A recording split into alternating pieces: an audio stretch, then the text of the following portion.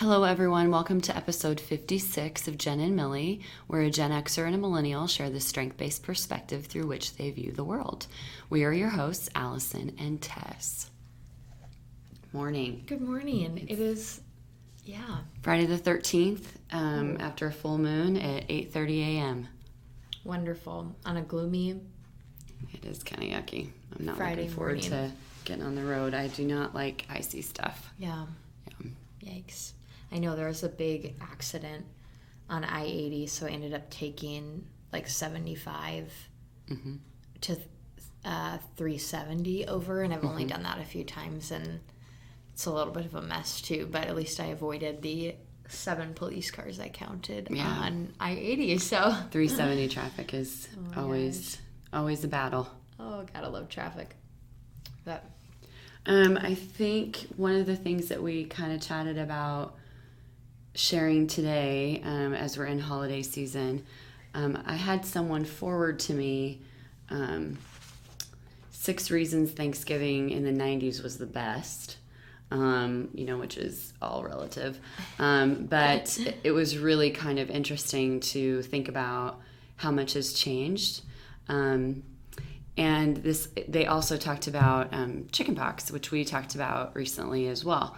And I kind of noticed some generational differences there when that topic came up. So when I was growing up, there was not a chickenpox vaccine. It did not exist. So the way you got past chickenpox was to get them. And I can distinctly remember, and my friend Erica, who lived here in Omaha, and I lived back home in Exeter. Her parents lived on a farm outside of Burris, and when Erica was home, I would go to see her on the weekends, and her cousin was trailing along with us, and we were out exploring on the railroad tracks, and Robin kind of showed her belly, and she said, "Look at these spots I have." And I thought, oh, that's probably not good as a 13-year-old to be getting chickenpox, and it was really, really bad. I was really sick for weeks. And not just like chickenpox sick, but actually what the virus does to your body.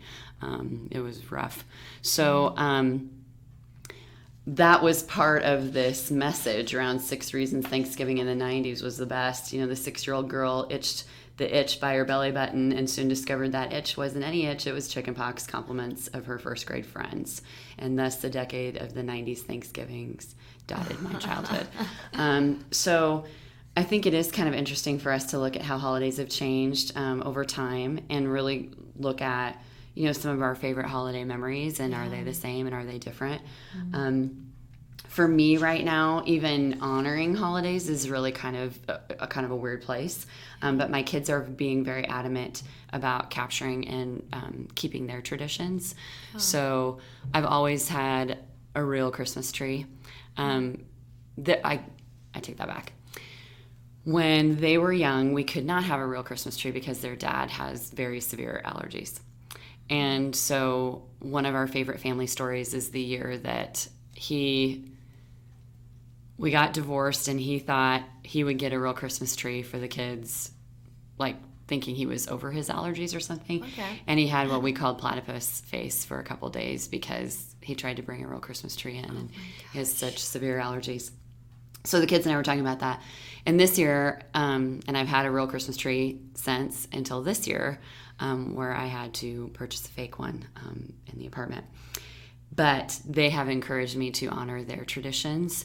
I've never used garland. I've never used tinsel. I only put white lights and ornaments, and all of their ornaments, including their handmade ones. But this year, the handmade ones sat out. We kind of piled them up, and I said, we're going to let these sit out this year. It's not a very big tree. But even the food that they want, the things that they look forward to, they've got some traditions that I think they'll find later are generational as well. Absolutely. Even the ornaments. There's a South Park ornament. Their Grammy got the kids an ornament every year. There's a South Park ornament. There were some Christmas Story ornaments with Ralphie in the pink rabbit suit. There are just a number of things that I think they'll look back later and see as very generational too. Yeah. I think something I've noticed a lot in terms of how our family has changed in celebrating holidays based on, I mean, slightly generational, but I think mostly just how our family has grown. There are 13 grandkids. From the oldest is 31, 32, and the youngest just turned 3.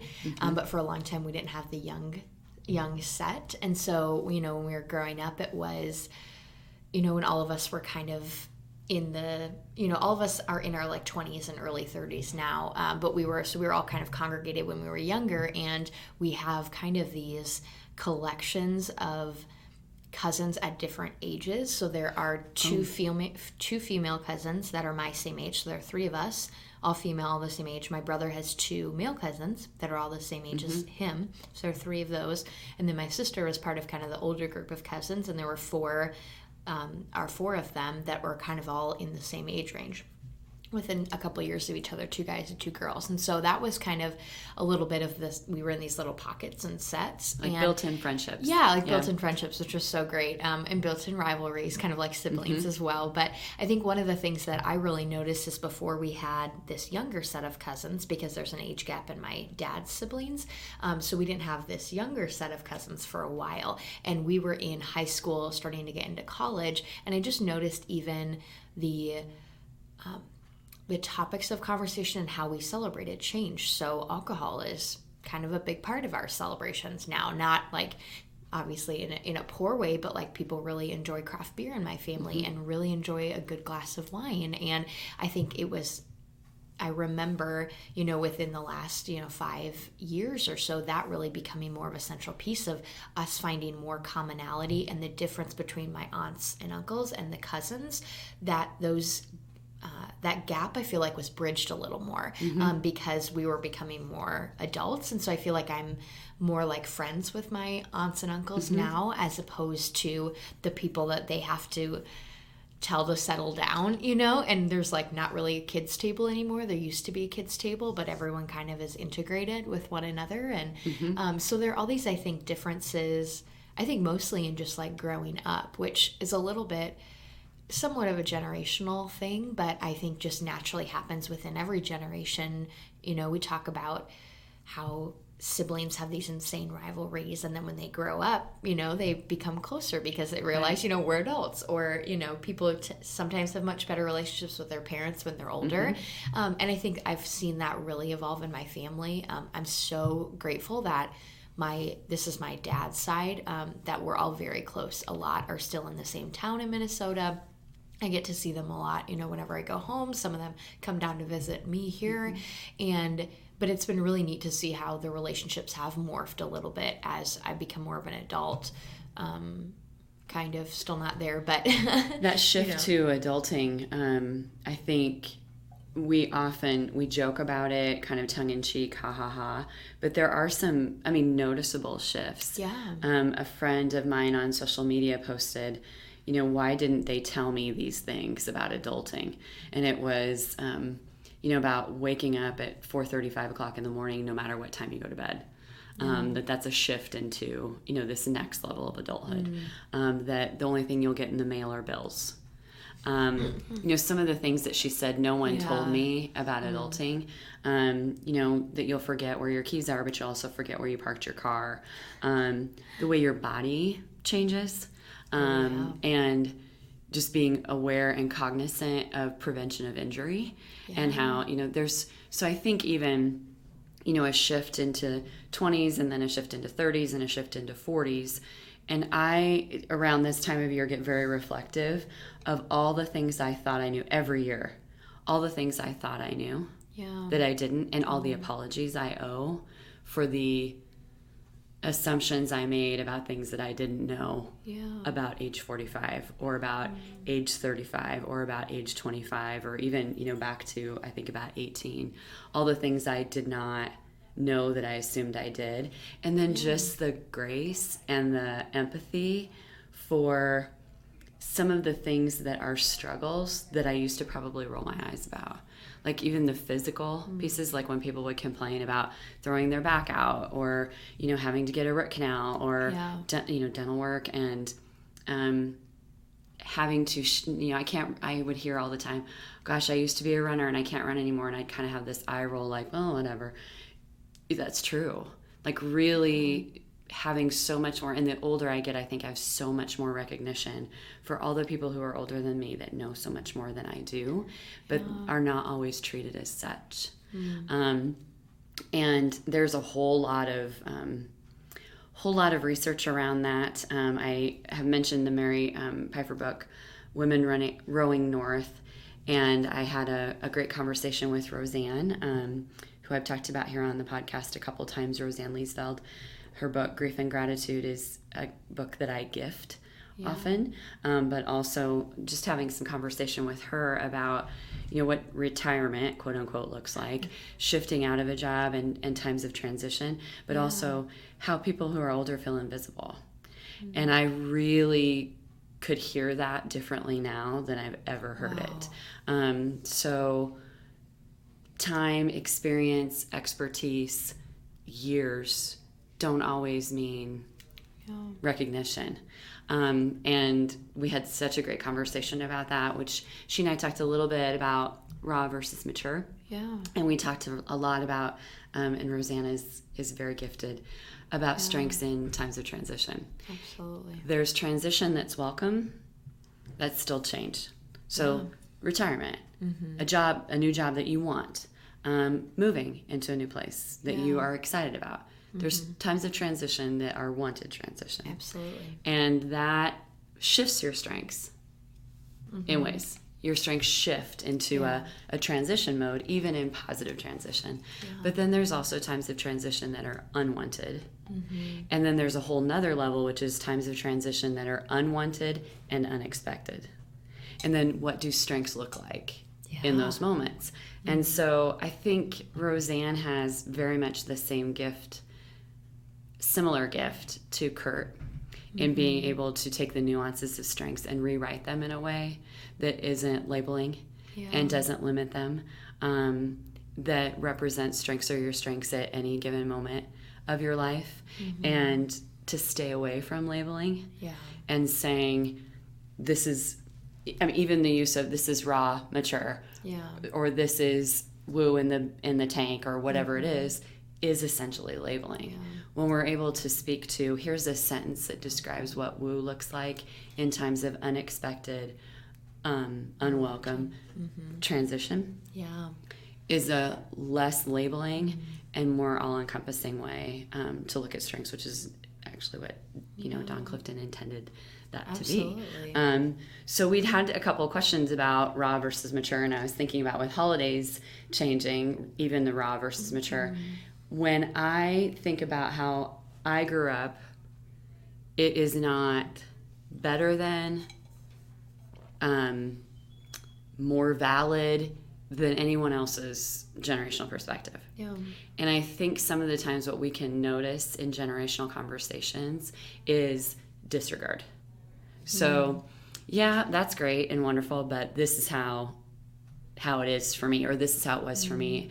Even the labeling of greatest generation.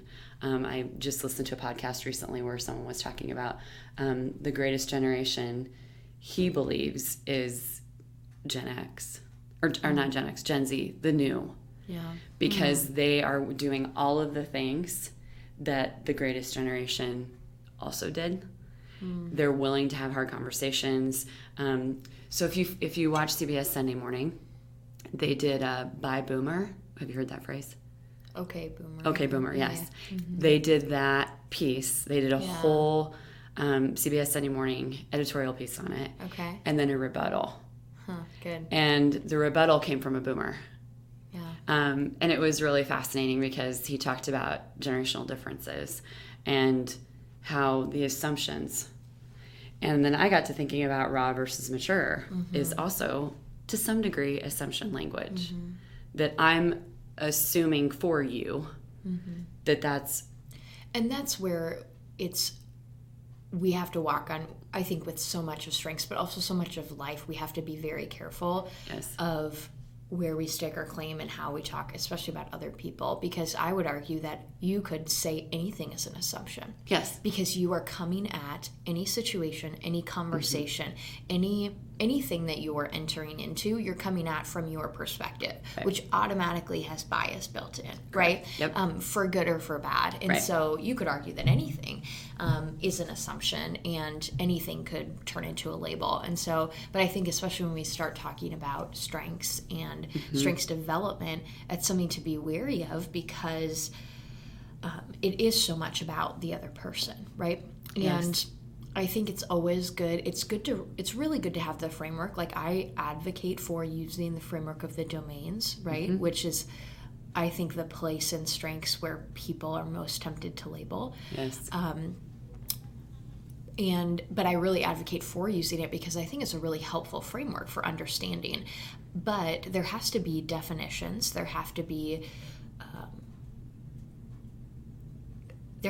a consensus, right, for how we're approaching and talking about these sorts of paradigms in a shared sense, right? Like, I can't just walk in here and say, oh, you have this and you have this and you don't have this, right? Until right. we have a shared connection, but also then shared definitions and kind of almost like norms together of right. how we intend to use this information, because it can be very detrimental to people. And so I think the idea of raw versus mature, I mean, we had a board member reach out and really kind of question and was kind of irked by the language. And I think it made me really pause and think about it too, to say, how do we even define these frameworks for our own learning? Because I don't think we should just get rid of them, right? I don't think we should just get rid of balcony basement. I don't think we should just get rid of the leadership domains, the 4 domains, but we need to do it in a responsible way, right? That values the people that we are talking about, talking with, and working with,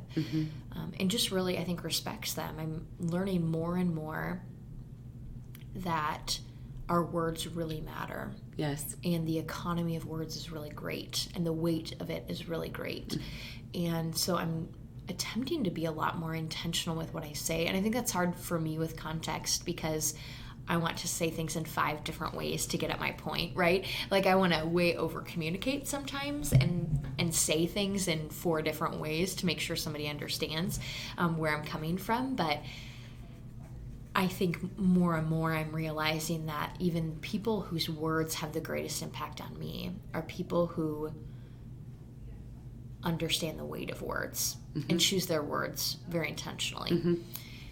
And so I think that's something we can do, even maybe share our definitions of how we understand and utilize those frameworks, but then also, do both of us have an idea or kind of a stopper as to when we get into labeling?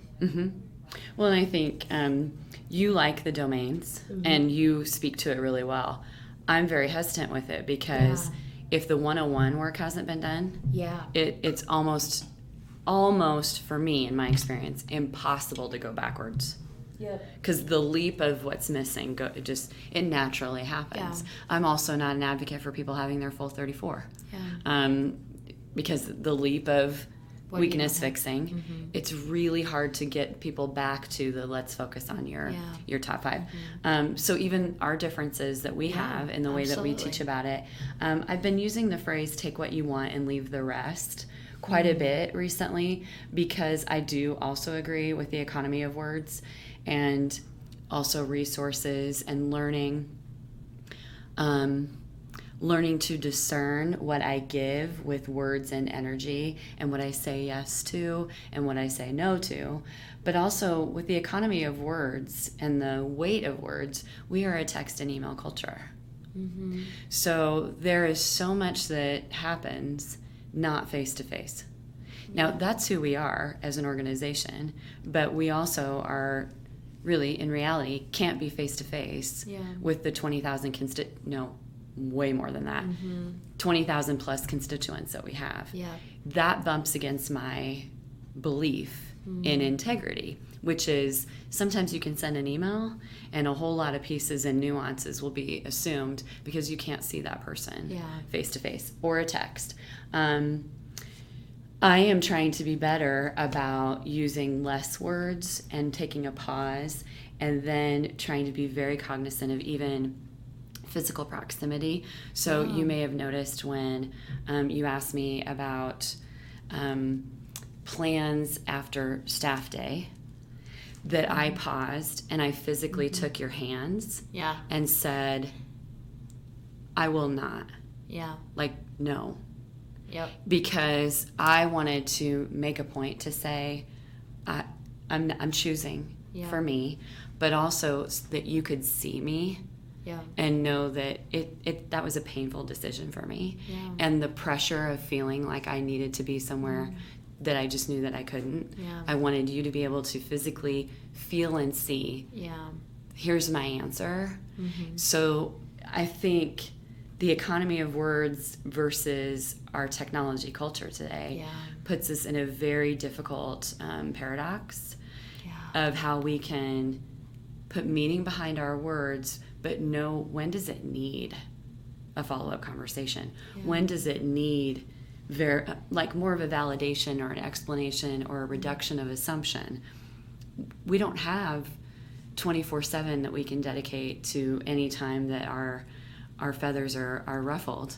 But we also, back to your point about the shift in adulting, you probably didn't cognizantly see when that happened. No. It wasn't like, and today we're folding away the card table that used to be the kid table, and now you can have a craft beer with dinner. Yeah.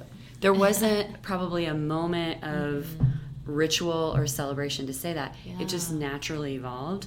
And I think with economy of words, we could be catalysts for how can we bring about a shift in with the economy of words and the fast-paced technology of text and email.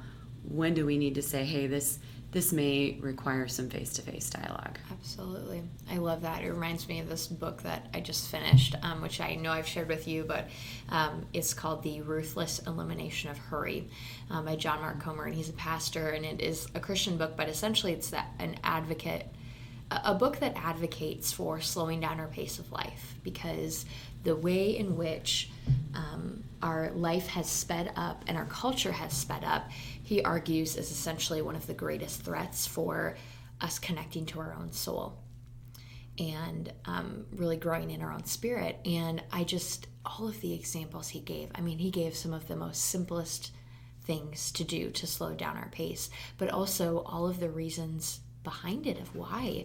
And it was just really a powerful book of how can we intentionally put margin in our lives, which I know you and I both desperately need. Mm-hmm. And also we advocate for, but then how do we keep accountable to those things? And so I'm grateful my two best friends read it as well. And so we are really working to keep each other accountable to creating margin and slowing down our pace of life. Mm-hmm. And one of the most simplest things he said was drive the speed limit. Mm-hmm. Because number one, it's the law. And number two, are you really in that much of a hurry that you need to break the law? You're going to get there still early and probably sit in the parking lot for 5 or 10 minutes before your meeting starts or whatever it is, it was such a simple concept, but... Well, I think with the elimination of hurry, also being able to say no. Yeah. So... Absolutely.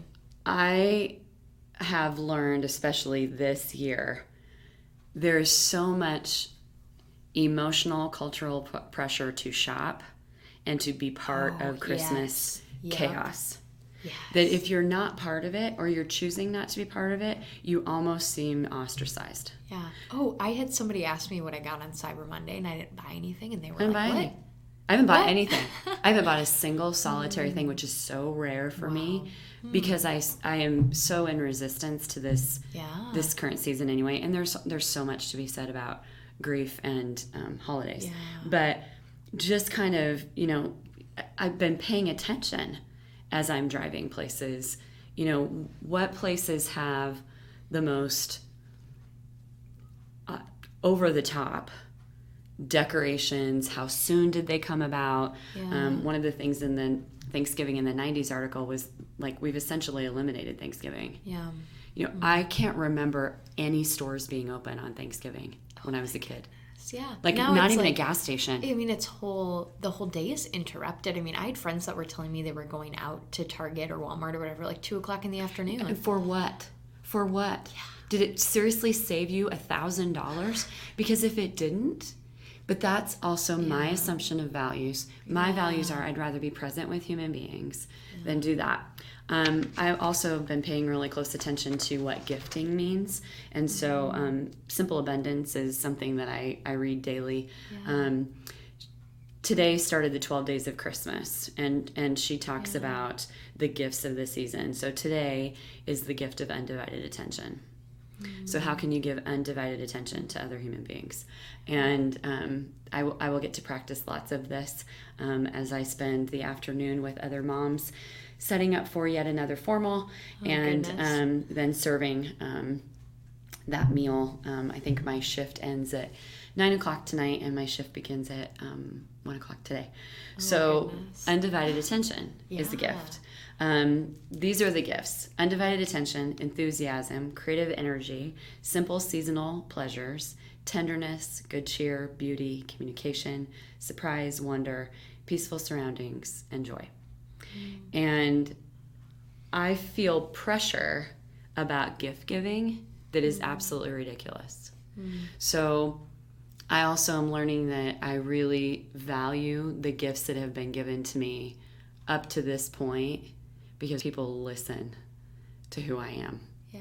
So when Janae sent a California mug, Gigi just recently finished a quote for me that is beautiful and has so much to do with my current life situation. And she gifted that to me this weekend. Paxton, my almost 3-year-old, wish he was my own kid. He's so adorable, but he's my friend Kim's kid. Paxton gifted me a Golden Girls ornament.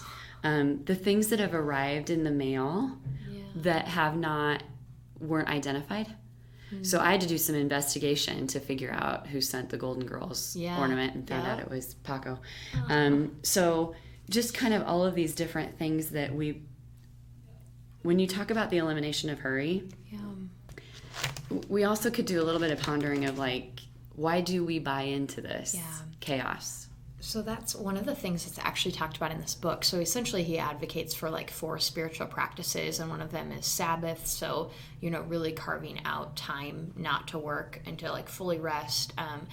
The second one is silence and solitude, which I've advocated for a lot on this podcast before. The third one is simplicity, and the fourth one is slow. And simplicity, he talks a lot about how essentially, the change in the evolution of consumerism and even our rhythms as a society, that things used to be closed on Sundays. Or things closed at 6 o'clock in the evenings, and now they're open 24/7. And so, but then also how advertising, he literally labels it propaganda. And how essentially it's the bottom line is to get you to buy something. And I've loved it draws you in. Yeah. Oh, absolutely. And makes you feel like you need to give. And so one of the things that I've really loved recently, I follow a lot of like activists and people that advocate for different kind of justice issues. And I follow a lot of kind of environmentalists as well. And there's actually a clothing store that opened up in Omaha that is like 100% sustainable and like zero waste. And so they only like source ethical clothes and ethical products in the store, which I really love. There's a few kind of stores like that have opened, but this is like the only clothing one that I know like that. And they posted on Instagram, and a lot of people reposted it, but it was essentially it was a page about all of the non-physical things you could give someone, like experiences, or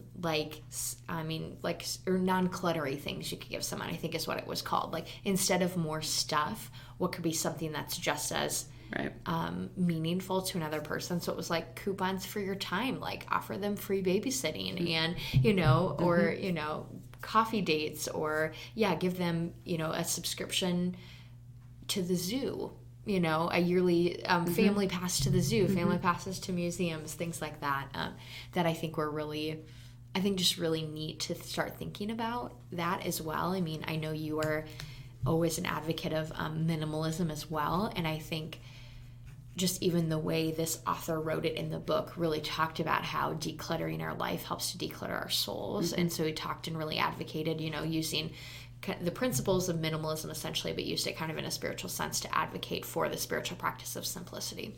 I've always, not always, since, the last 10 years, I have done with my kids 4 gifts: want, need, wear, read. And then I added on, I called it the Mom is Awesome category, but it was an experience. So concert tickets, this year it's a trip to Colorado, an experience piece. Yeah. And they've come to know this now. It's been, I'm doing it for 10 years.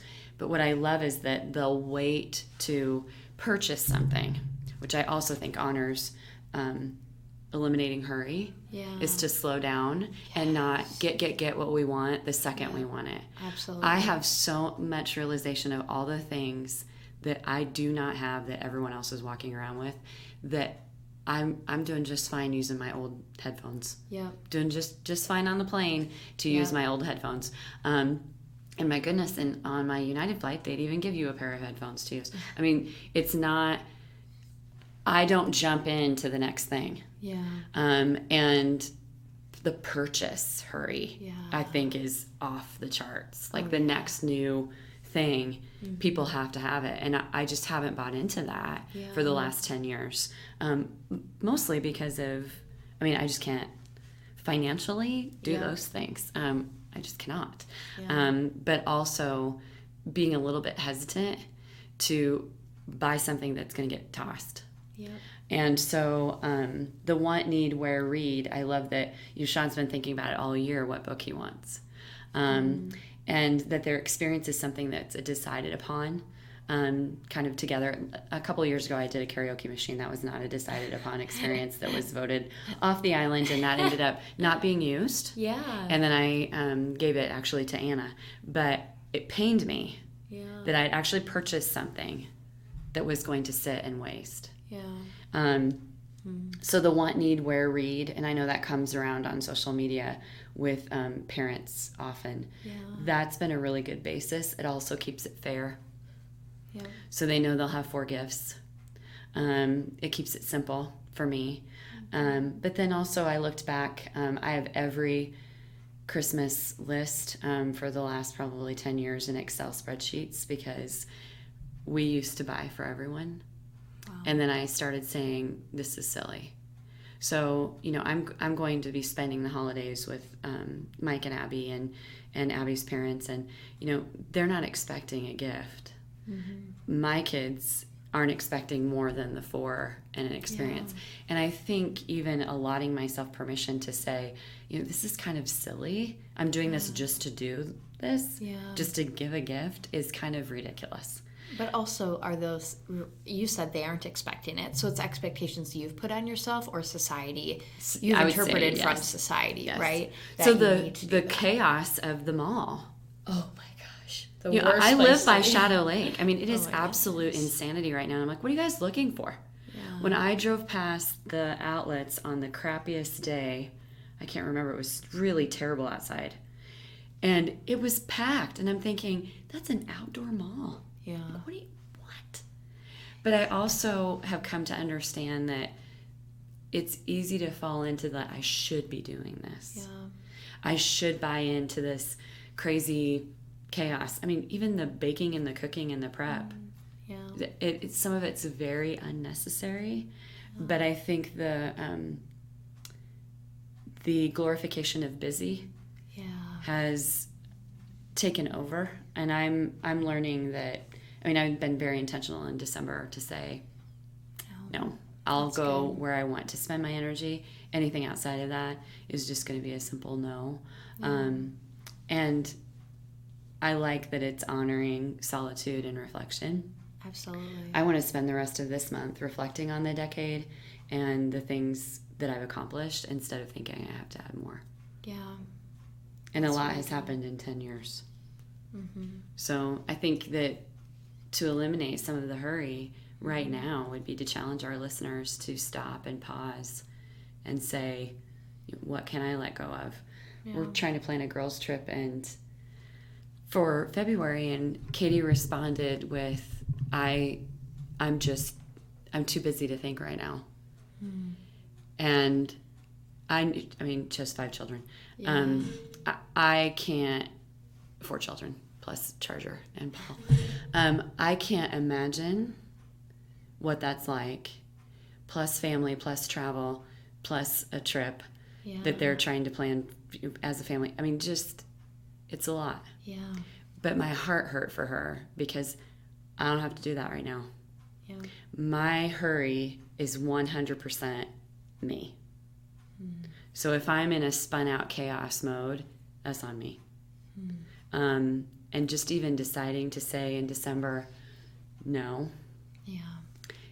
It's very difficult, especially high empathy, high woo. It is very difficult to say, no thanks, or like I'm going to distance. Parties galore, and you're like, nope. I'm going to distance myself a little bit because it's just not, doesn't feel good to me.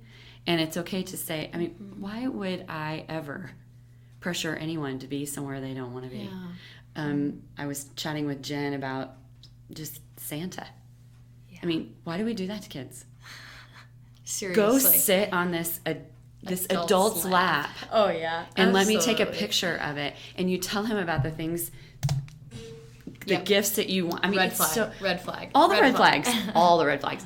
And I was thinking about that, and I was thinking about how I used to just create so much chaos for my children at home in the holiday season. Yeah. Because we had to get to this, and we had to get to this, and we had to get to this. I would give anything to go back and just pause and be more present. Yeah. So I think one of the gifts that we can give this time of year is those things that are not material and are so related to non-hurry. The other thing I wanted to mention on here is that I've had some reflection that I realize came from some of the language and the conversations here and the people reaching out to me. I sometimes get in my head to think, okay, now I don't have this, or I'm not going to have this again, or this is missing, and those missed experiences. And now I've realized that I have the opportunity and the gift and the talent and the ability to create those experiences for others. Yeah. And that will give me more joy than anything I ever received. So to be able to craft and create, to be able to celebrate New Year's Eve watching Paxton turn 3 is a complete shift of what New Year's Eve has always been for me. Yeah. But to know that I can create an experience being right there with him that honors a 3-year-old, also honors a really good friend who's been very present for me this year, but honors my kids seeing something different in a New Year's Eve, that I can create and craft experiences for others instead of looking at what is missing. But actually, what can I do a better job creating? I love that. I know we talked about that on an episode too of like sometimes the best way to heal the mess that's going on within us is sometimes to just serve and pour ourselves into other people, right? That's sometimes what we need to do, and it can be so healing. I'm really looking forward to, I have probably more holiday parties than I ever have this year, and it's been really neat at every one. And I know that's like against the elimination of hurry, right? Like opposite a little bit of that. But I think I've been really pulled to be very intentional about, and a lot of them have fallen on the same night. So I'm deciding, number one, which one to go to. And then number two, finding moments within it that make it worth it, right? So I always go in thinking, I kind of know who's going to be here. Who would be someone I would really enjoy a conversation with tonight? And even I did that at Thanksgiving, and I had this awesome hour-long conversation with one of my cousins that I rarely talk to, but her and I have been on a very similar kind of spiritual journey. And so, I mean, and then just like how life-giving that was for me, based on my strengths especially, but also where I'm at in life, like loving being present, right? And having incredible intentional conversations that are life-giving. I think both of us have talked about this. Like, I love going to counseling. Like, I just processing life with a counselor is just so helpful for me sometimes. And I was meeting with her yesterday, and she was like, Tess, you can't always like live life at deep conversations. Like all conversations can't be deep. And I said, why not?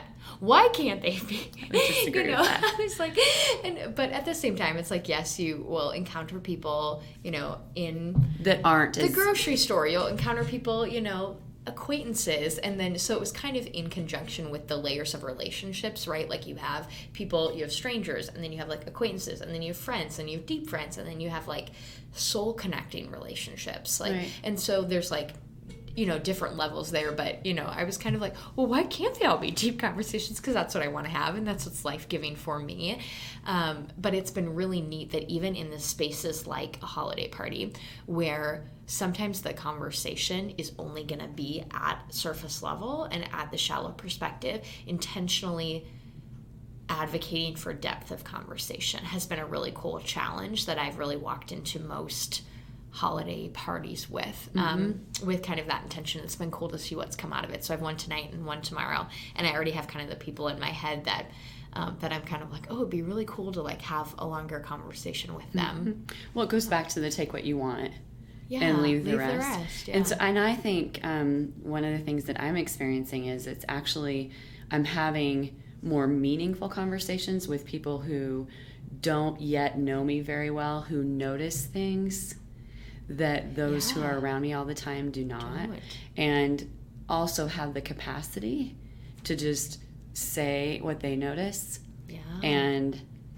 leave it at that. There's so much around the power of moments. I think that's the Heath brothers that wrote that book. It's so much around, I mean, I have meaningful conversations if I choose to in airports and in the elevator and in interaction in the hallway if I choose to, because sometimes those gems that I'll take away are, they can elevate a deeper reflection for me. I also think that it's really, really good for people to be able to shift what's normal, what's typical, what's your norm, what's your someone said to me, I mentioned that Lauren convinced me to go to Ozone with her, which was really quite an adventure. And it's more of an older, much older group that go and dance and have a great time. And something was said to the line of, oh, I don't really go out or go do those kinds of things much. And I said, well, neither do I. And that's why I'm doing this. Yeah. Because if I stay stuck in the same hamster wheel repeat, it's going to be stuck. So even extending out past maybe the knowing where to give energy and knowing where to say no, but also being willing to kind of stretch a little bit. And where I'm stretching now isn't in the typical groups. It would be a stretch for me to go home and be part of a holiday party back home right now, because I just really I'm not ready. Now, a good stretch would be me going and maybe witnessing holiday lights in downtown Papillion and walking around and having interaction with people. That would be an okay stretch, because you have to know where you are.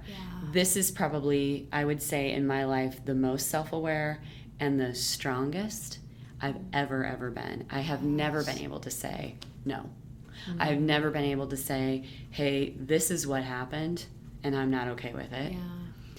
I've not had good use of worth and self preservation in a lot of ways. And now I'm trying to do a better job with that. That's a gift to give to yourself. But also a really good indicator of the maturing of your talents, right? And also getting back to Robert's mature. 45. I'm going to be 45. There have been 25 almost years of relationship struggle in my life. There have been many family struggles, hardships, difficulty. It doesn't define me. My work doesn't define me. I'm learning that really being able to say this is who I am and what my values are is going to be a very important pivot and adjustment that I do going into the next decade, the next however many years. I would say that 45 is going to be a big, big, important number for me. Yeah. And glad of that. And also just in the interactions I've had with people who want to grow, wanting to grow is important. Absolutely. So yeah, you have to be willing to enter into it. Yep.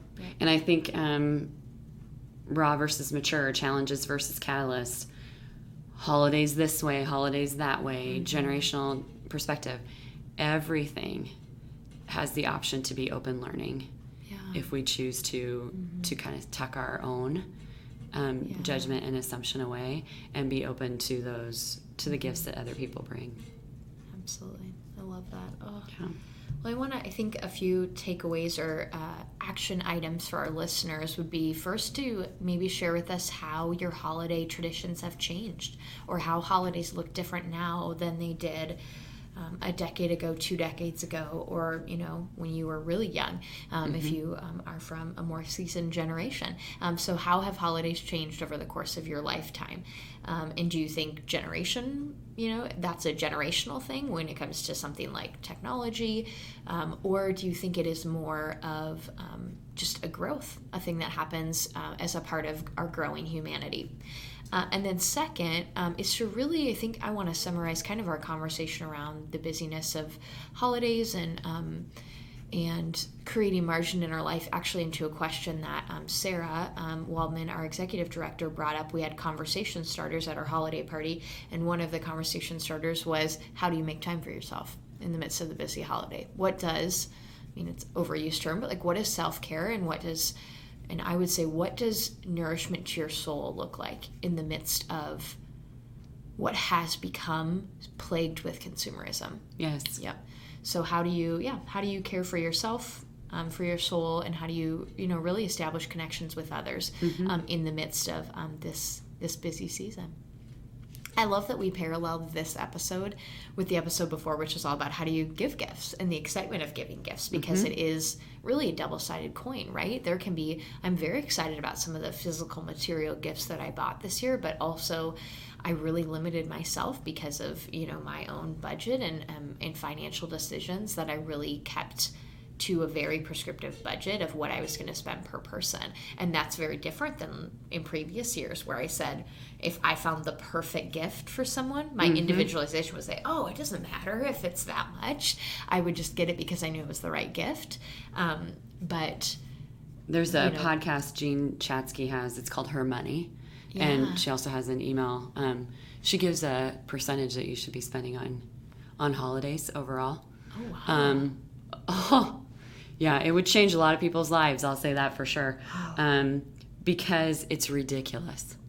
And she's like, don't limit your, take a look at what you actually spend on going to holiday parties, on clothing for holiday parties, on wrapping gifts, on shopping, on the money that you spend if you dine out when you're shopping, all of it.